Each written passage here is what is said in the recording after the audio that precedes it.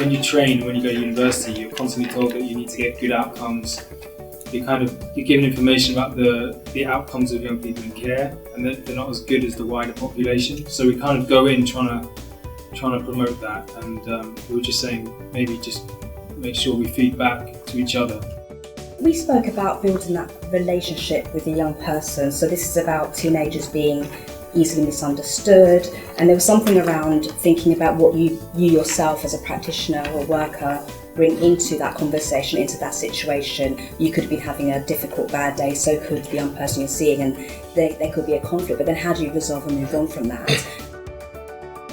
We spoke about everyone's journey being very subjective, and that a lot of the professionals have different lived experiences. So unconsciously, sometimes they apply their own prejudicial practice in their practice without even knowing they do it.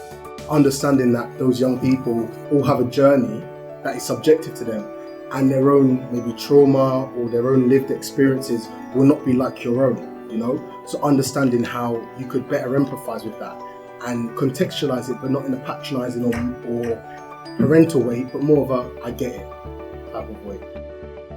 You know, young people are still people, so they come to the meeting with an agenda same way we do, and maybe to just park ours for that one time and to kind of listen to their experience. And it might feel like, you know, their expectation is unrealistic, but even to kind of take time to say, you know, I hear what you're saying, you know, this is what I'm coming from, this is what we need to work on, and this is how we can begin to kind of build.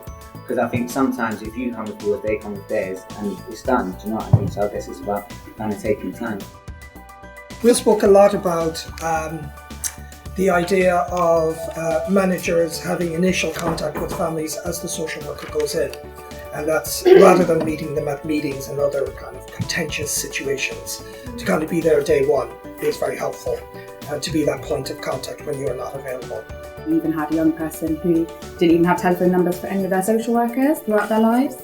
And communication, they had to rely on foster carer to relay things, but if they felt that the foster carer wasn't listening to them, there were just so many obstacles in being able to not only get their points across, but also that like the decision making was just so far removed.